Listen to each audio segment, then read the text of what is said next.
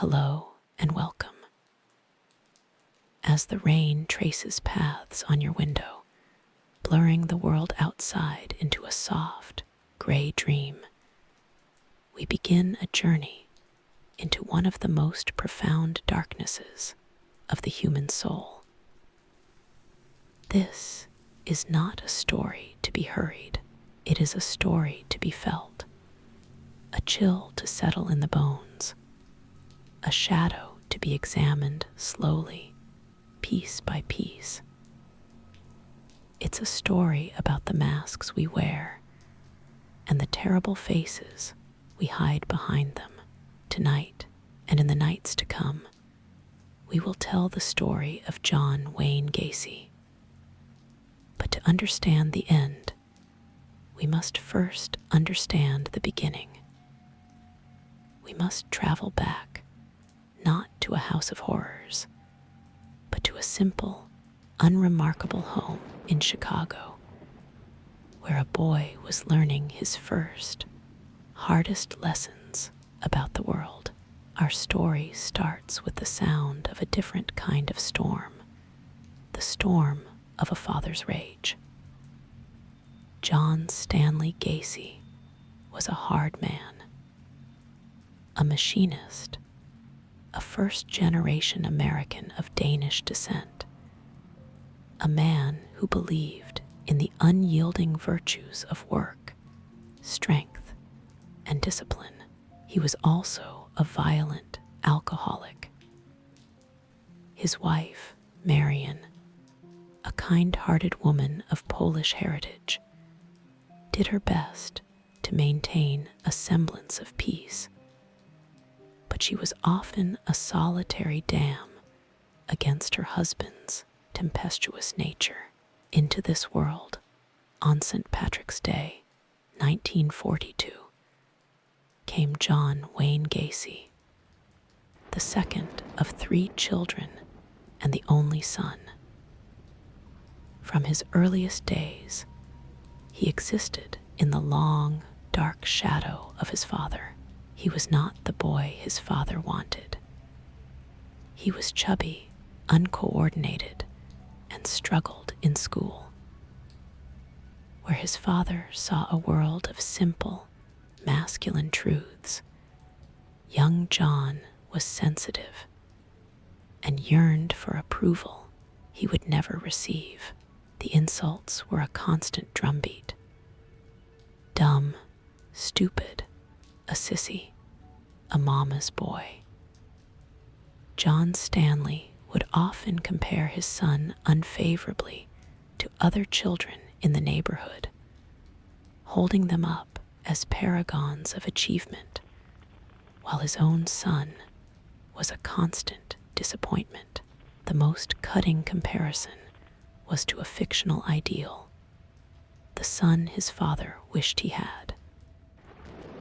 This fictional boy was strong, athletic, academically brilliant, and unquestioningly tough. John Wayne Gacy could never measure up to this ghost. The psychological wounds were deep, but they were soon compounded by physical trauma. When John was 11 years old, while playing in the backyard, he was struck violently on the head by a swing. The heavy wooden seat connected with his skull with a sickening thud, knocking him unconscious. For the next several years, he suffered from recurring blackouts. Doctors eventually discovered a blood clot on his brain. The subsequent operation was successful, but the injury and the period of lost time and confusion that surrounded it would later be pointed to as a possible source of a latent pathology, a seed of damage planted in the neural soil. His teenage years were a paradox. He was a hard worker, hustling for jobs as a grocery clerk or a shoe shiner. eager to earn his own money, and perhaps buy a sliver of independence from his father's domain. Yet academically, he floundered. He dropped out of high school, a final confirmation in his father's eyes of his failure. The need to escape became overwhelming. At 18, he left Chicago and headed for Las Vegas. It was there, in the glittering, transient city of sin, that he found a job that would seem, in retrospect, deeply symbolic. He became a janitor at a mortuary. He would later tell stories of spending nights alone with the corpses, of being fascinated by the cold, still silence of the dead. He claimed to have once climbed into a coffin next to the body of a deceased young man. A story so chilling in its foreshadowing that many have questioned its truth. Was it a memory, a fantasy, or a lie constructed later to add a layer of preordained darkness to his origin? We will never know for sure, but it stands as a grim marker on his timeline. The Las Vegas interlude was short-lived. He returned to Chicago, where he enrolled in a business college, a practical choice for a young man with a high school equivalency and a desperate need to prove his worth. It was here, in the mundane world of accounting and management, that his life seemed to turn a corner. He met a fellow student named Marlon Myers. She was bright, from a stable family, and saw in the driven, if somewhat awkward, John Gacy a potential for success. They began dating, and for the first time, Gacy found a source of unconditional positive regard outside of his mother. The relationship progressed rapidly. They married in 1964. For Gacy, this was more than a union of hearts. It was a strategic alliance, a ticket into a world of respectability. Marlon's family owned several successful Kentucky fried chicken franchises. Suddenly, the boy who could do nothing right in his father's eyes was a married man, a manager in training, on a clear path to business ownership. He and Marlon moved to Waterloo, Iowa, a fresh start in a new state, far from the critical gaze of John Stanley Gacy. In Waterloo, John Gacy began to build. He threw himself into his work, managing 3 KFC restaurants with a ferocious energy. But his ambition extended beyond the deep fryers and cash registers. He joined the Junior Chamber of Commerce, the JCs. This was the perfect arena for a man like Gacy. The JCs were all about civic duty, networking, and self-improvement. It was a club for up-and-coming young men, for future leaders. And Gacy excelled. He was a whirlwind of activity. He organized fundraisers, chaired committees, and planned community events. He was everywhere, his large frame and boisterous laughter filling rooms. He cultivated an image of the ultimate go-getter, the reliable guy who could get things done. He was building a fortress of respectability, brick by brick, and for a time, it seemed impregnable. was a pillar of the community, a man on the rise, a beloved husband, and a successful businessman. But deep within the foundation of this fortress, the cracks his father had hammered into him were beginning to show. The pressure to maintain this perfect image was immense. And in the quiet, unobserved moments, a different John Gacy began to emerge. It started with the young men who worked for him at the KFC restaurants. He was the boss, the authority figure. He would take a special interest in some of them, becoming a mentor. He would offer them rides, buy them drinks, invite them to social gatherings. He was using his position to create relationships that blurred the lines of professionalism. The first concrete crack in his facade appeared in 1968. A male employee accused Gacy of sexually assaulting him.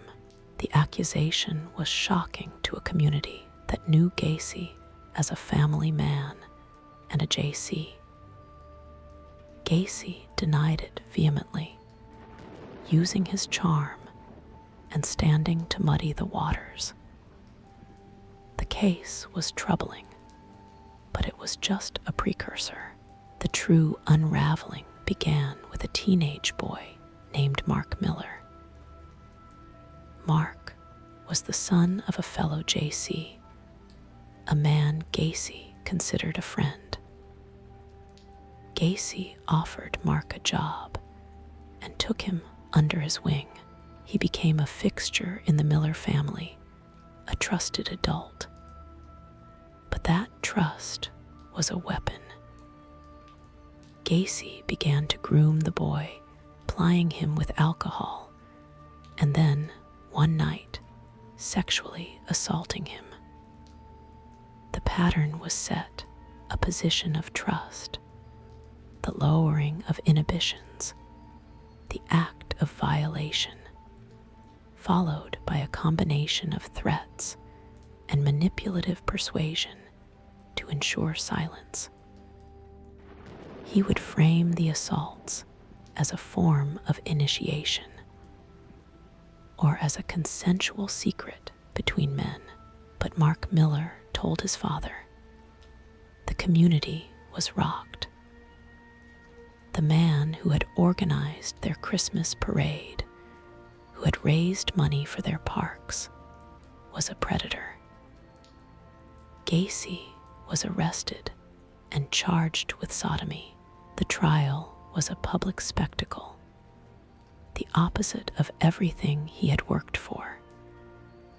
It was his father's worst accusations made real in a court of law.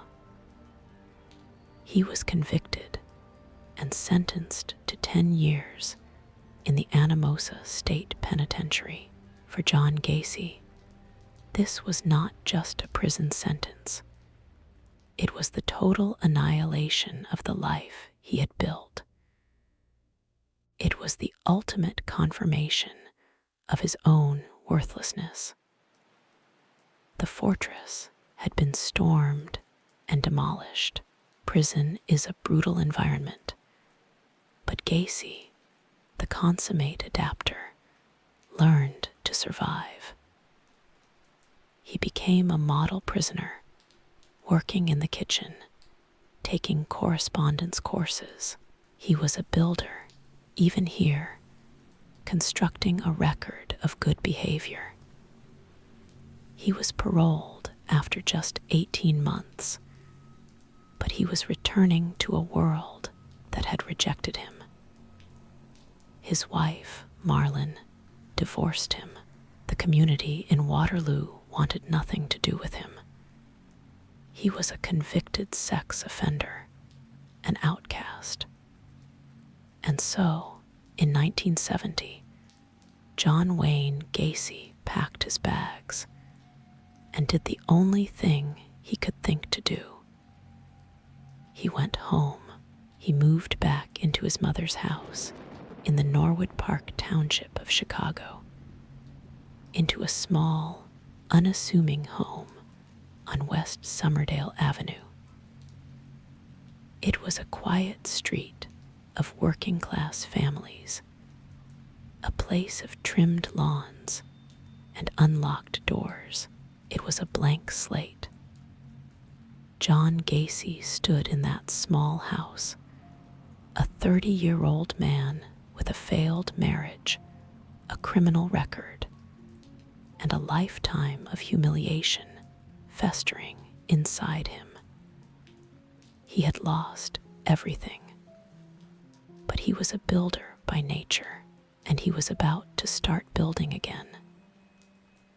This time, the foundation would be laid not on ambition, but on rage. And the new structure would not be a fortress of respectability, but a house of horrors.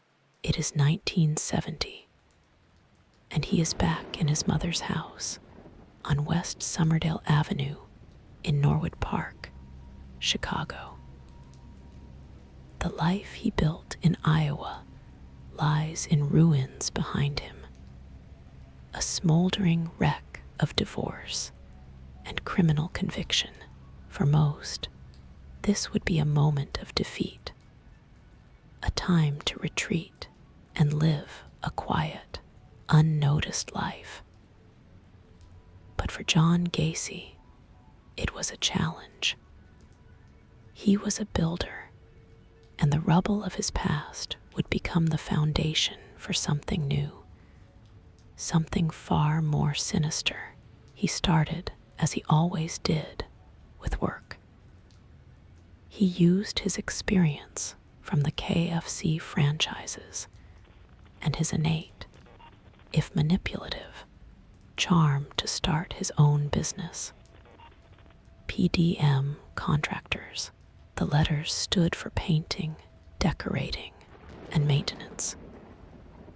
It was a humble beginning, but it gave him a platform. PDM would specialize in residential remodeling, siding, roofing, painting, and minor repairs. It was the kind of business that blended into the neighborhood, a respectable trade for a man with his hands in his pockets, trying to make an honest living. And Gacy was good at it. He was a hustler. He could estimate a job, schmooze a client, and manage a crew. He quickly gained a reputation as a reliable, if sometimes disorganized, contractor who did decent work at a fair price. But the true genius of PDM Contractors was not in the quality of its siding installations. It was in the access it provided. The business became a perfect, unsuspected pipeline to a steady stream of young, often vulnerable, male employees. Gacy would hire teenagers and young men from the neighborhood, from employment agencies, or simply pick them up from street corners. Many were drifters, runaways, or boys from troubled homes, youths looking for a quick paycheck, and not asking too many questions. To them, Gacy was a father figure. He was a successful businessman who drove a nice car, owned his own home, and offered them not just work, but sometimes a place to stay, a hot meal, or a sympathetic ear. He built a persona of generosity and mentorship, a carefully constructed trap baited with kindness and opportunity. While building his business, he was also rebuilding his social life. He began dating a woman named Carol Hoff, a divorced mother of 2 daughters. Carol was a kind, grounded woman who saw in Gacy a hard-working, ambitious man who was good with her children. He was charming, attentive, and presented himself as a pillar of stability. He spoke vaguely of his past in Iowa, framing it as a business failure and a difficult divorce, omitting the damning details of his imprisonment. They became engaged, and in 1972, Carol and her daughters moved into the house on Summerdale Avenue. From the outside, the Gacy household was a picture of blended suburban normalcy. Gacy's civic ambition, stifled in Iowa, roared back to life in Chicago. He became a Democratic precinct captain for his ward. This was not just a hobby. It was a strategic masterstroke. A precinct captain is a hyperlocal political operative, the person who knocks on doors, distributes leaflets, and gets out the vote. It is a position built on trust and familiarity. Gacy, with his boundless energy and backslapping bonhomie, was perfect for the role. He became a known and trusted figure in the neighborhood, a man with connections at City Hall. He was even issued a police courtesy badge, a token of his political status. This small, shiny piece of metal became one of his most effective tools for gaining trust. A symbol of authority he could flash to disarm potential victims. And then there was the clown. The genesis of Pogo the Clown is a subject of macabre fascination. A friend in the JCs, a member of the Jolly Joker Clown Club, had inspired him back in Iowa. Now in Chicago, Gacy fully embraced the persona. He designed his own costume, a red and black striped suit, a painted-on smile, and a hat. He called himself Pogo, though sometimes he used the name Patches. He joined a local clown club and began performing at children's hospitals, charity events, and block parties. The psychological dissonance is staggering. Here was a man with a history of predatory sexual behavior towards young men, now painting a grotesque, cheerful mask on his face to entertain children. He would twist balloons into animals, make silly voices, and pose for pictures. The community adored him. Pogo the Clown was a local celebrity, the embodiment of selfless fun. The mask was now complete. The contractor, the political operative, the fiancé.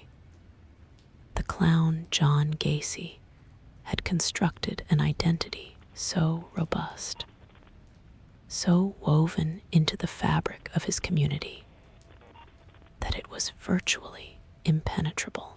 But within the walls of 8213 West Summerdale, a different reality was taking shape. The basement, once just a storage area, was being transformed.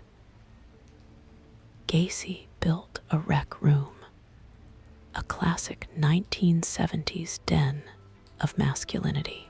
He installed a bar, a pool table, a pinball machine, and a sofa bed. It was a lure, a private club where he could entertain his young employees away from the eyes of his family. The air in the basement was often thick with the smell of cigar smoke and beer. But soon, another, more sinister odor would begin to seep from the very foundations of the house. The trigger, the moment the builder became the destroyer, is believed to have occurred on January 3, 1972. The victim was Timothy Jack McCoy, a 16-year-old boy who had run away from a juvenile center in Michigan and traveled to Chicago. Their paths crossed at the Greyhound bus station. Gacy, ever the opportunist, offered the young, disoriented boy a place to stay for the night. McCoy accepted. What happened next is known only through Gacy's later, unreliable confessions. He claimed that in the morning, he awoke to find McCoy standing over his bed with a kitchen knife. In a panic, Gacy said he wrestled the knife away and stabbed the boy in self-defense. The story is almost certainly a lie, a self-serving narrative to mitigate his culpability. The truth was likely far more cold-blooded, a sexual advance, a struggle, and a murder, with Timothy McCoy's lifeless body lying on the floor of his home. John Gacy was faced with the ultimate logistical problem. He lived with his mother and his fiancée. He couldn't simply walk a body out the front door. He needed to hide it. And so, he turned to the most forgotten part of the house, the crawl space.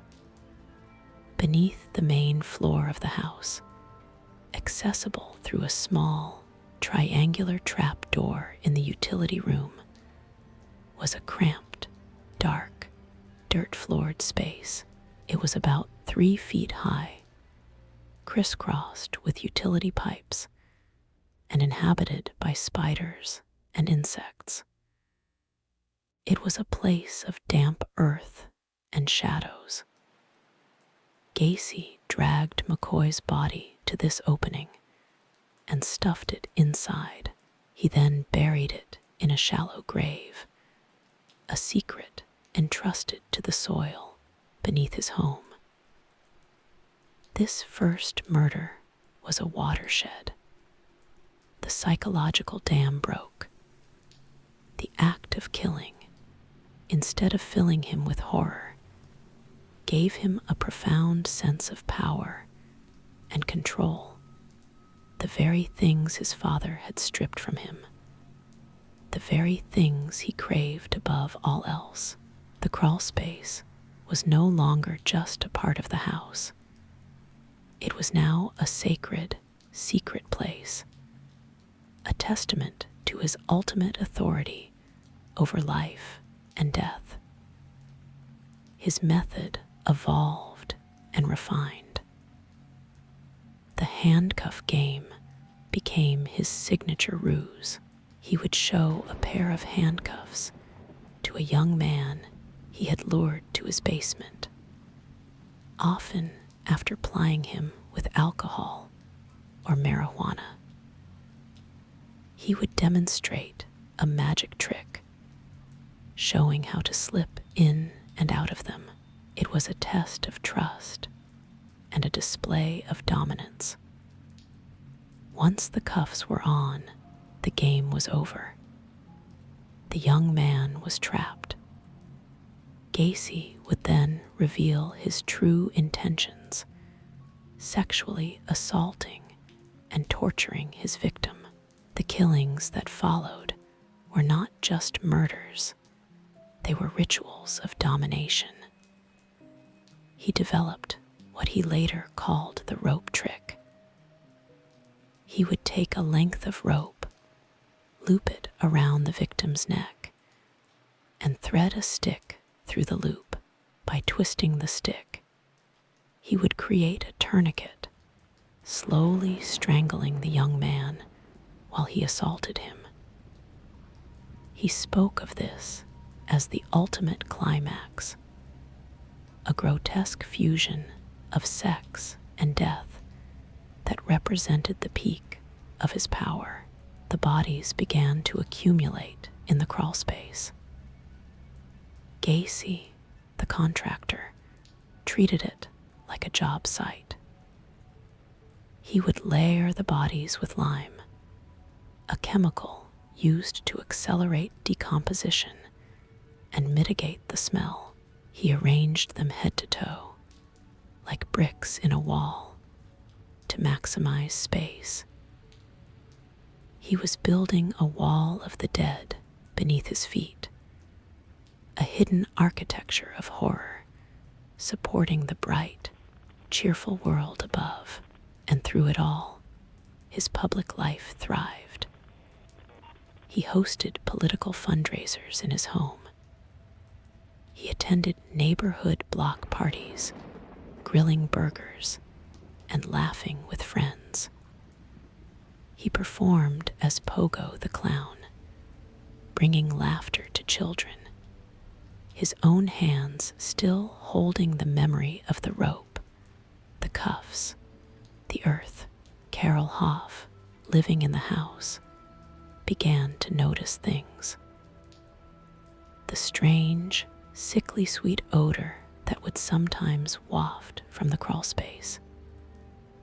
Gacy blamed it on a ruptured sewer pipe, a problem he, the capable contractor, had personally fixed. She was forbidden from going down there. It was too dangerous, he said. She accepted his explanations. The power of his persona, the fortress of normalcy he had built, was so strong that it overrode her own senses, but the strain was immense. Gacy was often out all night, offering vague excuses about work emergencies or political meetings. His temper flared. The darkness he cultivated in his basement began to seep into his home life. In 1976, Carol could take it no longer. She moved out with her daughters, though they did not formally divorce. The house was his alone once more. With the last witnesses gone, the final restraint was removed. The hunting ground was now entirely his. The fortress on Summerdale was complete. Its walls were painted with respectability. Its windows looked out on a peaceful neighborhood, and its foundations were laid upon the bones of the lost. We return now to the house on Summerdale Avenue, a kingdom built on silence. With his family gone, John Wayne Gacy was now the absolute monarch of his domain. The doors were locked, the curtains were drawn, and the only sounds were the ones he chose to make. The cheerful clown was gone. The civic leader was a mask he put on for the outside world. Inside, he was the keeper of the crawl space, the architect of a silence more profound than any mere absence of sound.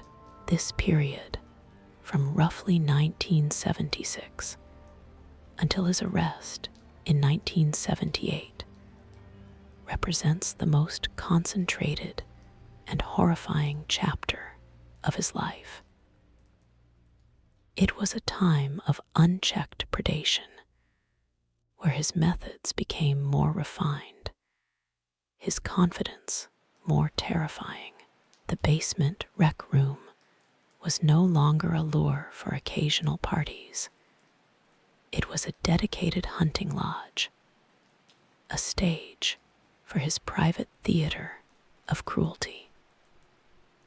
The pinball machine stood silent witness, the pool table a potential beer, the bar, once stocked with beer for conviviality, now held stronger liquors to dull the senses of his guests, and perhaps his own. His procurement process became a well-rehearsed routine. He would cruise the streets of Chicago in his black Oldsmobile, a predator in a very specific ecosystem.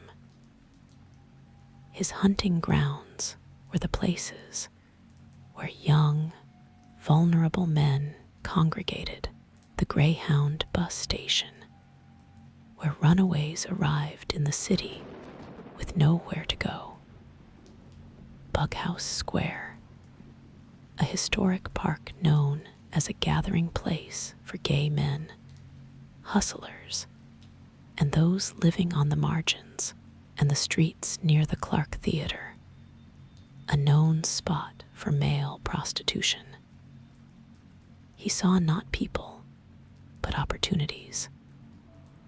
He would pull over, his large frame and open face projecting an air of avuncular authority. The offer was always the same: work or a party. "I'm a contractor," he'd say. "I can pay you cash for a day's work." Or, "I'm having a few friends over. You should come by. There's beer. We can play pool."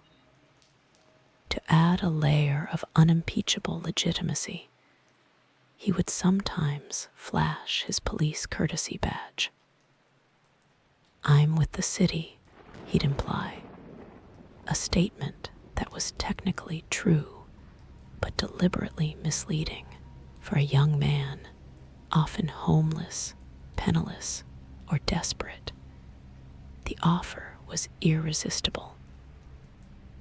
It was a lifeline thrown from the world of stability and jobs, from a man who seemed to be a pillar of that world.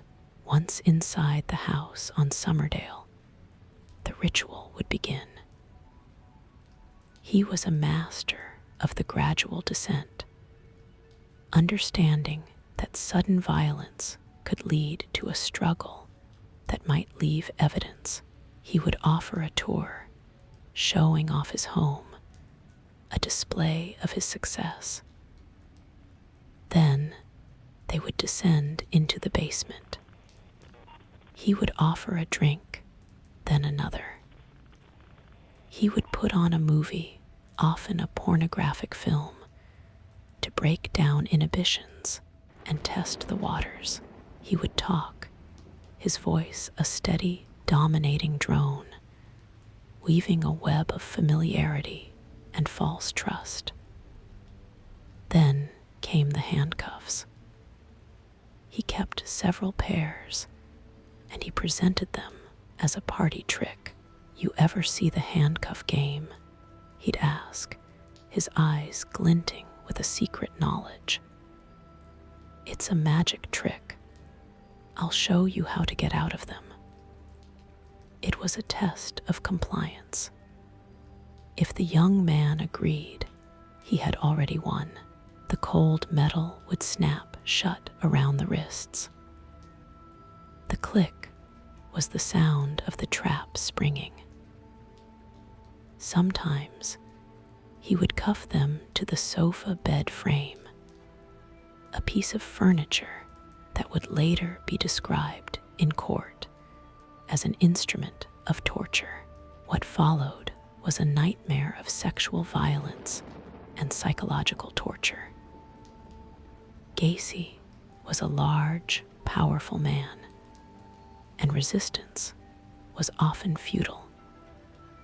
He would assault his victims, his actions fueled by a deep, seething rage that had been building since his childhood, a rage against his father, against a world that he felt had never accepted him. Now directed at these powerless surrogates, he dehumanized them completely.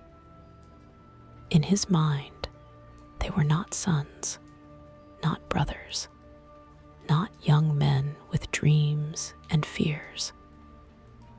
They were worthless little queers and punks, as he would later call them, their very existence justifying his brutality. The final act was the rope trick. This was his signature, his masterpiece of horror. He would take a length of ordinary rope, the kind found on any construction site. He would fashion it into a noose, but his technique was unique. He would loop it around the victim's neck and thread a stick, sometimes a pen or a piece of wood, through the loop. By twisting the stick, he would create a tourniquet, a slow, agonizing constriction of the airway. He would watch as the life faded from their eyes, and he would later confess that this moment, this fusion of murder and sexual climax, was for him the ultimate climax. It was the absolute peak of his power, the moment he held the power of life and death in his hands, quite literally, with a twist of a stick. The silence that followed was broken only by his own heavy breathing. The kingdom had claimed another subject. Then came the logistics of the corpse. He would often leave the body in the basement for hours, sometimes overnight, watching television, or even sleeping in the same room. This post-mortem period was part of the ritual, a prolonged assertion of ownership. Then, when he was ready, he would drag the body to the utility room and open the small, triangular door to the crawl space. The crawl space itself was a character in this story, a silent, hungry entity. By 1976, it was already a crowded tomb. The air was thick with the miasma of decay, a cloying, sweet and sour stench that no amount of lime could fully conceal. Gacy had become a morbid curator of this space. He arranged the bodies with a contractor's efficiency, laying them head to toe, like cordwood, to maximize the use of the limited space. He would sprinkle them with lime, not just to hasten decomposition, but in a futile attempt to control the odor that began to permeate the house, an olfactory ghost that whispered of the secrets below. When the crawl space could hold no more, he adapted. He began using the rest of his property.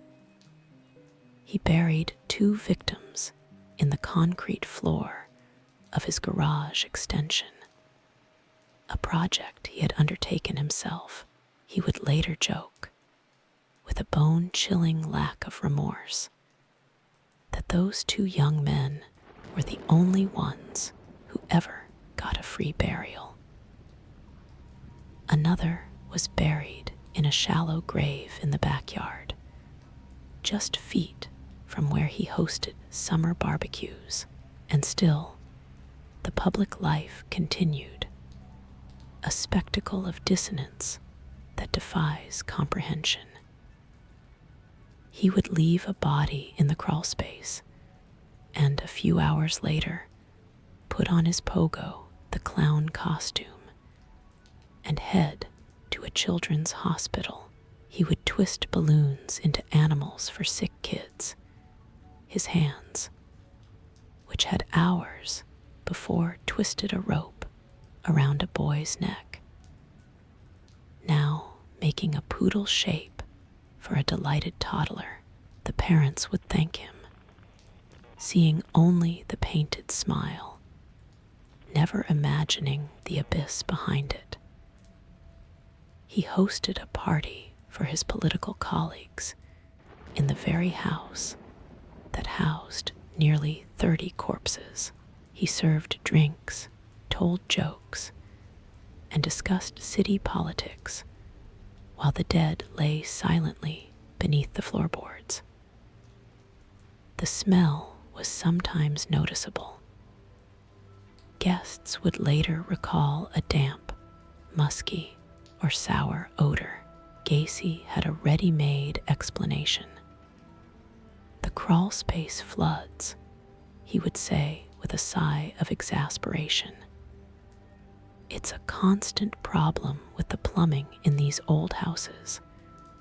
I've had it fixed, but the smell lingers." He was the contractor, the expert. Who were they to question him? His authority was his shield. The psychological toll of maintaining this double life was immense, but it did not manifest as guilt or remorse.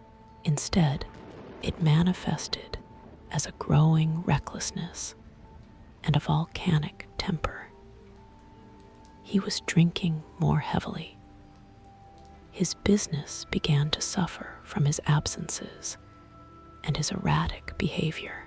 He was a pressure cooker with no release valve, and the steam was starting to leak out. He began to boast, in veiled terms, to a few people he thought he could trust. He told his friend and employee, Michael Rossi, that he had killed at least 30 people. He showed another employee, David Cram, the crawlspace access door, and told him he used it to get rid of his problems. They dismissed it as the macabre bragging of a weird boss, the kind of dark humor some people affect. The idea was too monstrous, too alien to be believed.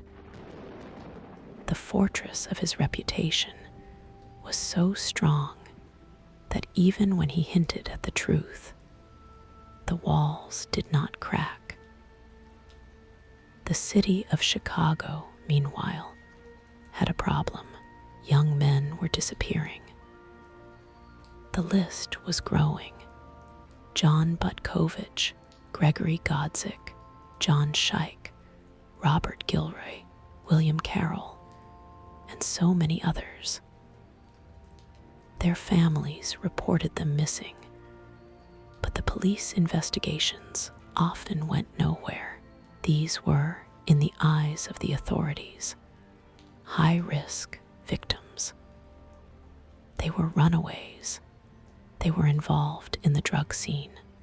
They were gay. The prevailing attitude, a tragic failure of the system, was that these boys had simply chosen to disappear, to leave their old lives behind.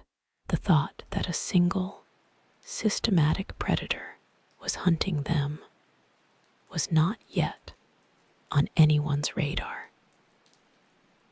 The silence that Gacy cultivated in his home was mirrored by a societal silence about the fate of these marginalized young men. But the kingdom of silence was about to be shattered. It would not be broken by a scream or a confession or a heroic police discovery. It would be broken by the simple, unwavering love of a mother for her son. On December 11, 1978, a 15-year-old boy named Robert Piest finished his shift at the Nissan Pharmacy in Des Plaines. He was a good kid, handsome, with a shy smile and a steady job. He had a bright future. His mother, Elizabeth, was there to pick him up. As Robert was leaving, he told his mother he'd be just a minute. A contractor named John Gacy had been at the store that day, discussing a remodeling job with the owner. Robert wanted to ask him about a summer job.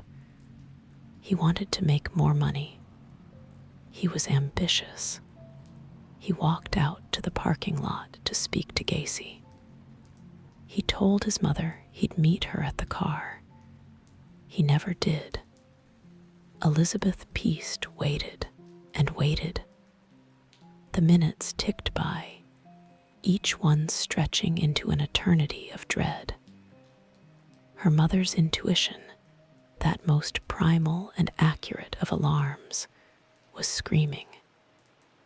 This was not right. Robert was reliable. He was responsible. He would not just wander off. She called the police. The Des Plaines police officer who took the report initially shared the mother's concern. Robert Peast did not fit the profile of a runaway. He was from a stable, loving family. He had plans for the evening. The last person he was seen with was a contractor named John Gacy. When the police ran that name, the world of John Wayne Gacy, the fortress he had spent 8 years building, began to tremble. The record from Iowa flashed onto the screen. Sodomy, assault, imprisonment. The threads of his carefully woven life were now in the hands of detectives who would not let go. The hunter, who had operated with such impunity in his kingdom of silence, was now being hunted. The light was turning towards the crawlspace. We have reached the point in our story where the hidden world of John Wayne Gacy collides with the world of light and law. The kingdom of silence is about to be stormed. The disappearance of Robert Peast on December 11, 1978, triggered a response that had been absent in the cases of so many other missing boys. The Des Plaines Police Department, led by Lieutenant Joseph Kozingsack, immediately sensed this was different. Robert was not a fringe dweller. He was a solid, middle-class teenager with a loving family. The last person to see him was a local businessman. It was a legitimate, pressing missing persons case. Their first step was to identify and interview John Gacy. On December 12, detectives paid a visit to the house on Summerdale Avenue. They were polite, professional. Gacy was, after all, a precinct captain, a man with political connections. He greeted them with his characteristic bonhomie. He was calm, cooperative, even helpful. Yes, he had been at the Nissan Pharmacy. Yes, he remembered the boy. But he claimed he had never spoken to him. He had left the store alone. He had no idea what happened to Robert Peast. The detectives noted the condition of the house. It was cluttered, messy, but not overtly suspicious. They didn't have a warrant, so their observations were limited to what was in plain sight. They left, but the feeling lingered. Gacy had been too smooth, too ready with his answers. And then there was his record from Iowa. A convicted sex offender. The coincidence was staggering. The investigation intensified. Detectives began the tedious work of piecing together Gacy's life.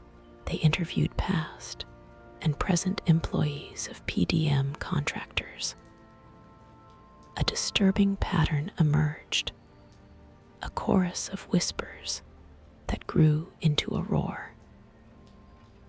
Young men told stories of the handcuff game, of being plied with drugs and alcohol, of sexual assaults.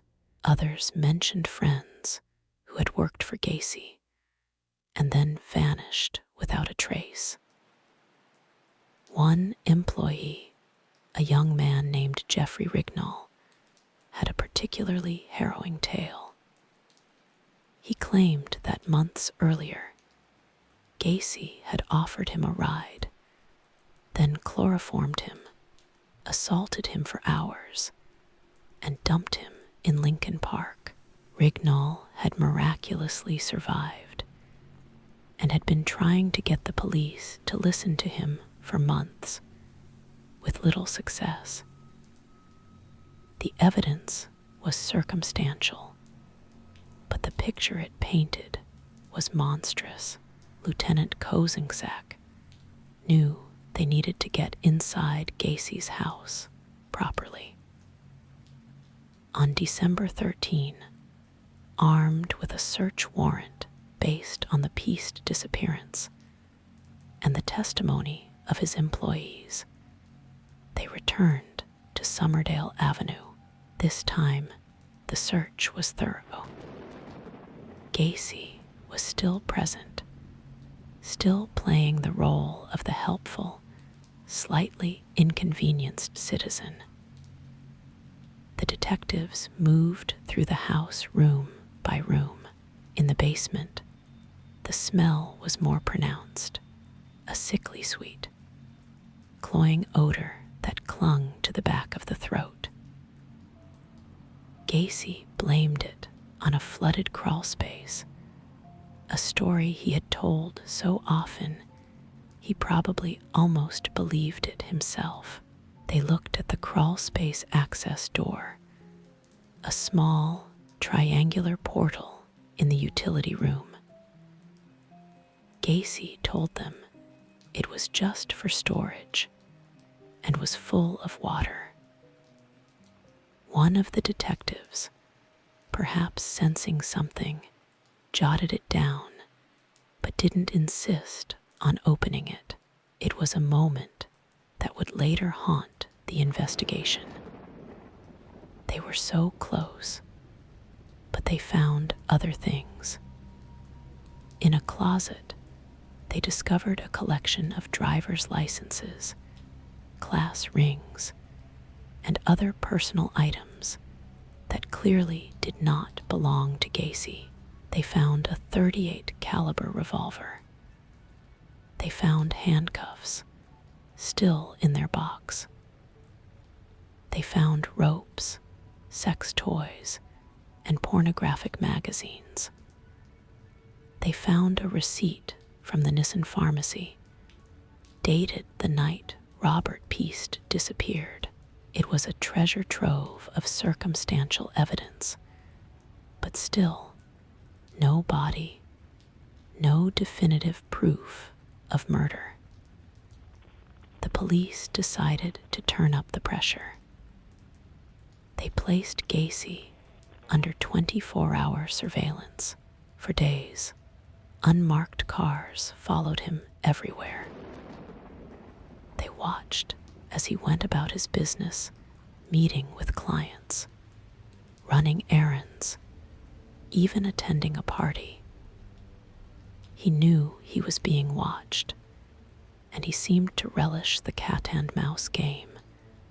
at one point even waving cheerfully at the detectives trailing him, but the net was tightening. The police, tracking his movements, discovered that on the night of December 12, the day after Robert Peast vanished, Gacy had driven to a remote area near the Des Plaines River. It was a desperate, late-night journey that reeked of disposal. They obtained a second search warrant, this one for the trunk of his black Oldsmobile. On December 20, they executed that warrant. In the trunk, crime scene technicians made a critical discovery. They found a single, small, grayish fiber. They also found a receipt from the Nissen pharmacy. The fiber was sent to the lab for analysis. When the results came back, they provided the first concrete link. The fiber was consistent with the carpeting in Gacy's home, and the receipt placed him at the scene at the exact time Robert Peast was last seen. It was the break they needed. On December 21, they brought Gacy in for questioning. The interrogation was a marathon, a psychological duel. For hours, Gacy talked. He was a master manipulator, weaving a tapestry of lies, half-truths, and wild stories.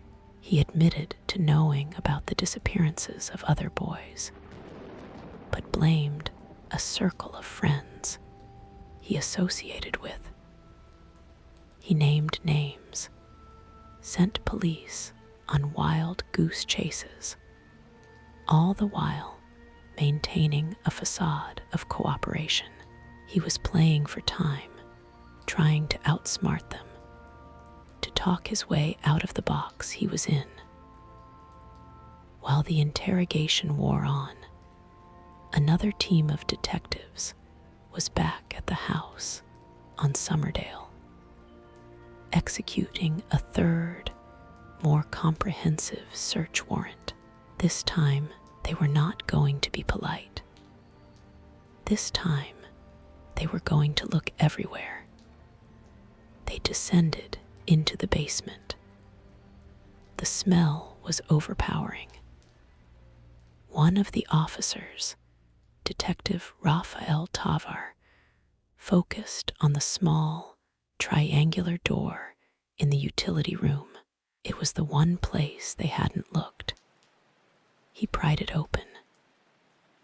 The stench that billowed out was a physical force, a wall of decay that made them gag even through respirators. Tavar, a man of immense courage, lowered himself into the darkness. The crawl space was about 3 feet high, a cramped, dirt-floored cavity crisscrossed with utility pipes. He shone his flashlight into the gloom. The beam swept across the earth, and then it stopped. Protruding from the soil was a human bone, then another, a rib cage, a skull, a jumble of skeletons tangled together in a grisly embrace. The beam of light moved, and everywhere it touched, it found death. The crawl space was a catacomb, a mass grave. The radio call went out from the house to the station. It was a message of grim, world-shattering confirmation. The officers in the interrogation room were informed. One of them, Detective Michael Albrecht, walked back into the room where John Gacy sat, still spinning his tales. He looked at the man, the clown, the contractor, the precinct captain. He didn't shout, He didn't accuse. He simply stated the truth that had just been pulled from the earth. "John," he said, his voice flat and cold, "there are bodies in your crawl space. We know you killed them. It's over."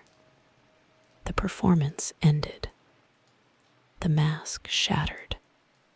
The cheerful, confident demeanor dissolved, and what was left was a slumped, deflated man. The fight went out of him. He looked at the detectives, and in a quiet, matter-of-fact voice, he said, "You can say I have 4 or 5. You can say I have 25 or 30. John Wayne Gacy was formally placed under arrest for the murder of Robert Peast, but everyone in that room, and soon everyone in the world, knew they had just apprehended one of the most prolific serial killers in history. The following days and weeks were a descent into a real-world hell. The excavation of the crawlspace began. A grim archaeological dig conducted in freezing temperatures. The entire world watched, horrified, as the scale of the atrocity was revealed. Body after body was carefully, painstakingly removed from the dark, damp earth. The process was slow, methodical, and heart-wrenching. The final count from the crawlspace was 28. 2 more were found buried elsewhere on the property. The total, with the bodies later recovered from the river, would reach 33. The city of Chicago was paralyzed with shock and revulsion. The man who had shaken their hands, grilled their burgers, and made their children laugh was a monster of a scale they could not comprehend. The story of Pogo the clown was now the stuff of universal nightmare. Gacy, in custody, began to talk in earnest. His confessions were rambling, contradictory, and often devoid of any discernible remorse. He claimed he was a victim himself, that a black box inside him was responsible for the killings. He blamed his alter ego, Jack Hanley. He spoke of his victims with chilling detachment. He had dehumanized them in life, and he dehumanized them in death. The stage was now set for the final act, a trial that would try to impose order on chaos, to deliver justice for 33 lost boys, and to pass judgment on the man who had built his kingdom in the silence beneath a suburban home. Now we arrive at the final public act, the trial. This was not merely a legal proceeding.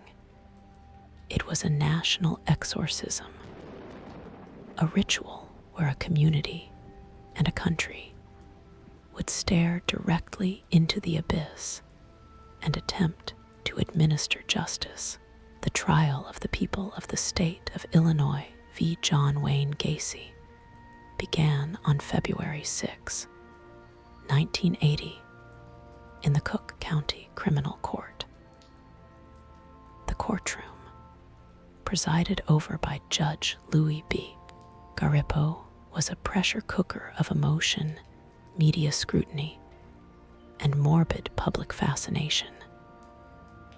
Every seat was filled, every whisper echoed. At the center of it all sat the defendant, John Wayne Gacy. He was no longer the boisterous clown or the backslapping contractor. He appeared subdued, often taking notes on a yellow legal pad, playing the role of the engaged, rational participant. The prosecution team, led by the formidable William Kunkel and Robert Egan, faced a task that was both simple and complex. The evidence of the killings was overwhelming. Their challenge was not to prove that he had killed, but to establish his state of mind. The death penalty was their goal, and to achieve it, they had to prove he was not insane, that he knew the criminality of his acts and chose to commit them anyway. They had to paint a picture of a cold, calculating sociopath. The defense, led by experienced attorney Robert Mata and his son, Sam, knew a simple denial was impossible. Their strategy was a plea of not guilty by reason of insanity. Their entire case rested on convincing the jury that Gacy was so mentally ill at the time of the murders that he could not distinguish between right and wrong. They aimed to dismantle the image of the calculating businessman and replace it with a portrait of a fractured psyche, a man driven by uncontrollable, irrational impulses. The trial became a brutal, weeks-long seminar on the extremes of human psychology. The prosecution's opening was a methodical, chilling recitation of the facts. Kunkel laid out the timeline, the methods, the sheer scale of the horror. He described the crawl space, the rope trick, the handcuff game. He promised the jury they would hear from the man himself, in his own voice, confessing in matter-of-fact detail. The defense's opening was a dive into the murky waters of the mind. They spoke of a lifetime of mental illness, triggered by a childhood head injury and nurtured by a brutally abusive father. They introduced the concept of the black box, a metaphorical switch in Gacy's mind that would flip, allowing a violent alter ego, sometimes called Jack Hanley, to take control. They argued that when the black box was open, Gacy was not John Gacy. He was a passenger in his own body, unaware of his actions or their consequences. Then the evidence began. The prosecution called its witnesses, and the courtroom was forced to confront the physical reality of Gacy's crimes. Crime scene technicians described the excavation of the crawl space in forensic, unflinching detail. They spoke of the careful brushing away of soil, the discovery of a jawbone here, a femur there, the grim puzzle of reassembling 33 individuals from a tangled mass of skeletons. They presented a large, color-coded map of the crawl space, a visual representation of the horror that drew gasps from the gallery. Each numbered slot on that map was a young man, a life erased. They presented the personal effects found in Gacy's home, the driver's licenses, the class rings, the jewelry. These were not just evidence, they were ghosts in the courtroom. A mother would see her son's class ring held up in a plastic bag, and a silent wail would fill the room. They presented the tools of his trade: the ropes, the handcuffs, the police badge he used to gain trust. Perhaps the most damning evidence came from Gacy himself. The prosecution played tapes of his confessions. His voice, sometimes calm and conversational, sometimes agitated, filled the room. He spoke of the murders with a chilling detachment, describing the rope trick as if explaining a magic trick. He talked about the disposal of bodies as a contractor would discuss a plumbing job. He referred to his victims as thieves and punks, justifying their murders in his own twisted logic. The jury listened, their faces a mixture of horror and disbelief. This was not the rambling of a madman. It sounded like the cold, proud recounting of a man who knew exactly what he was doing and why he had to hide it. The defense fought back with their own weapons. Psychiatrists, Dr. Robert Traceman, testified for the defense, stating that Gacy suffered from multiple personality disorder and was a paranoid schizophrenic. He described a man so dissociated from reality that he could commit atrocities and then compartmentalize them so completely that his core personality was unaware. He spoke of the black box as a real psychological mechanism for repression. But the prosecution's cross-examination was merciless.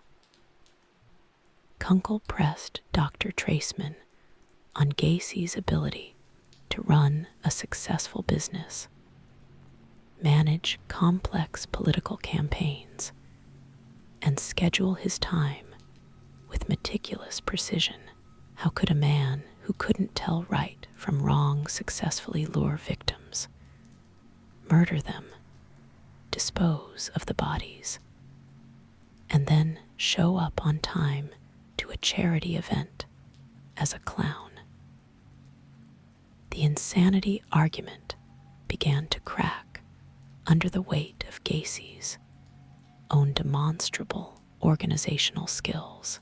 The prosecution then called their own psychiatric expert, Dr. Lawrence Friedman. He testified that Gacy was not insane, but a sociopath, a man with an antisocial personality disorder. He explained the difference. Insanity is a break from reality. Sociopathy is a profound lack of conscience.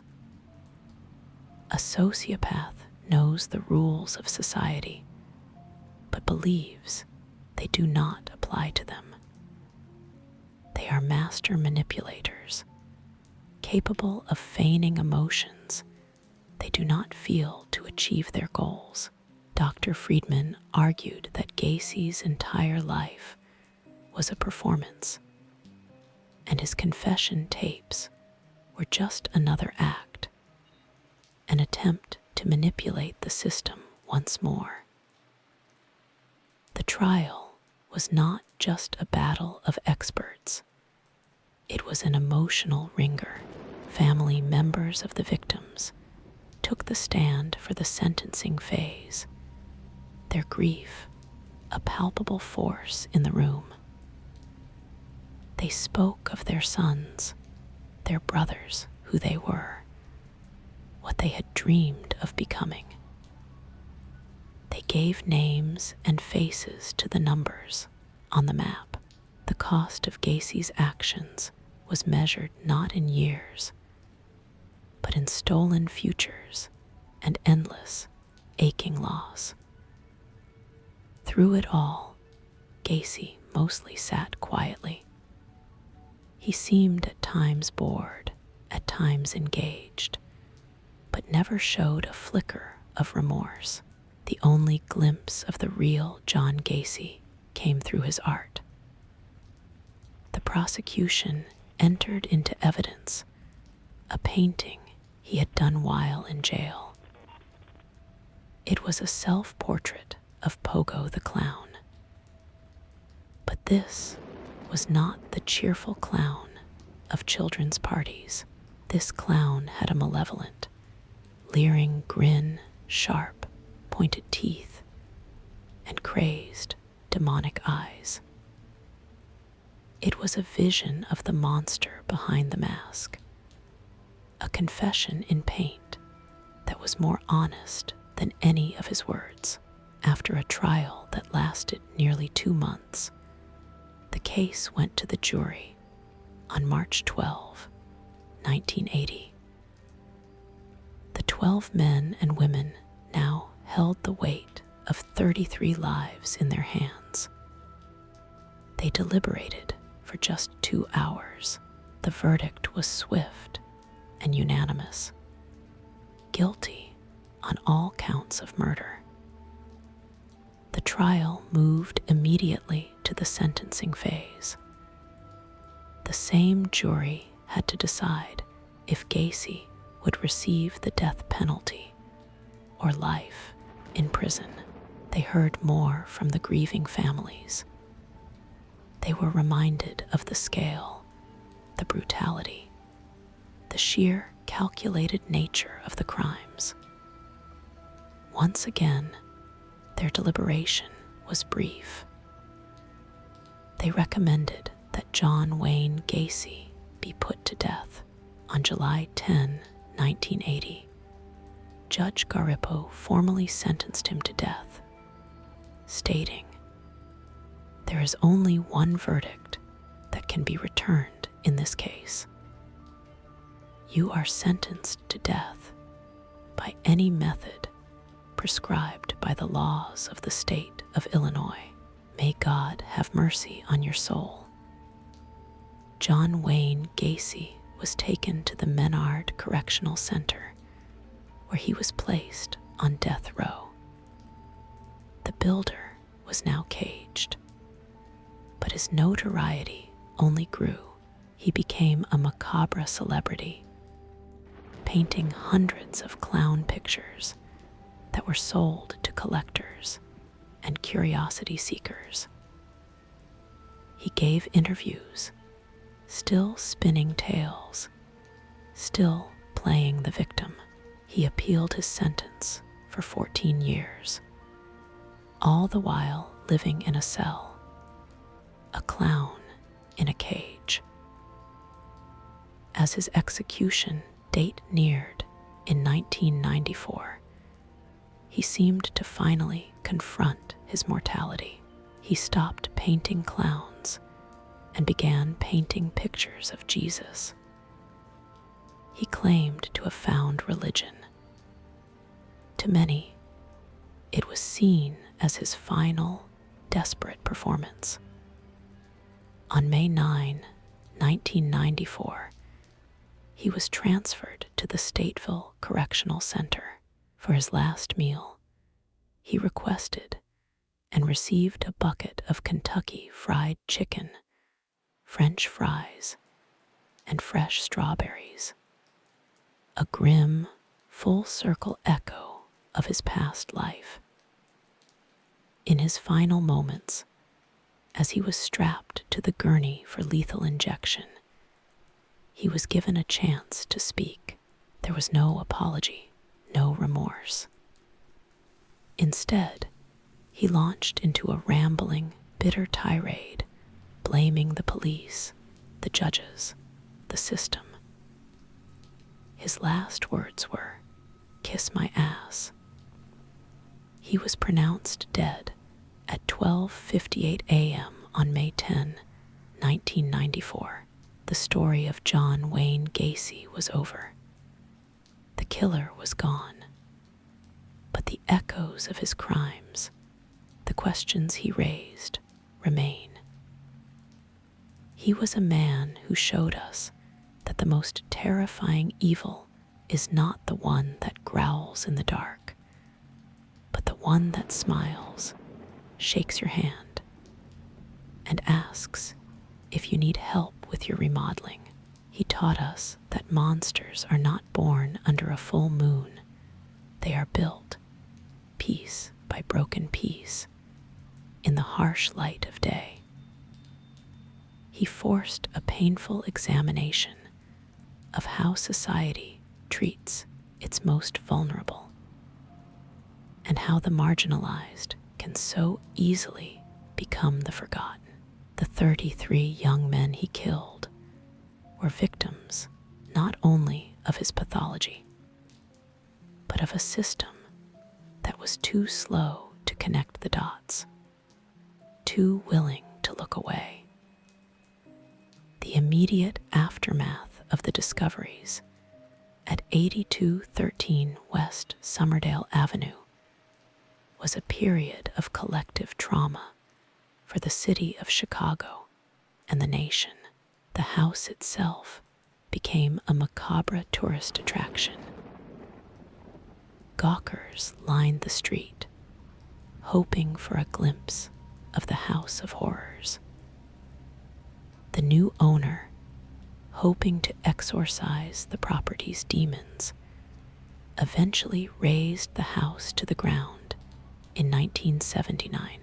The lot stood empty for years, a patch of grass that neighbors would cross the street to avoid. The very address was retired by the city, a small, bureaucratic attempt to erase the stain. But you cannot erase a memory from the earth so easily for the families of the victims. The end of the trial was not an end to their pain, but the beginning of a new, complex phase of grief. Many had to endure the agonizing wait for their son's remains to be identified. The process of forensic anthropology was painstakingly slow. Dental records, jewelry, and eventually the emerging science of DNA analysis were used to put names to the unknown. For some families, closure came when they could finally bury their child. For others, whose sons were among the several John Does found in the river, the uncertainty became a permanent wound. The community of Norwood Park was shattered. The trust they had placed in their affable neighbor was revealed as a grotesque lie. Every backyard barbecue, every handshake, every memory of Pogo, the clown, was now poisoned. The case created a pervasive sense of paranoia, a fear that the person next to you, no matter how normal they seemed, could be hiding a terrible secret. It was a loss of innocence on a communal scale. The Gacy case fundamentally changed American law enforcement and societal attitudes. It forced police departments across the country to reevaluate how they handled missing persons reports, especially for young men, runaways, and those from the LGBTQ plus community.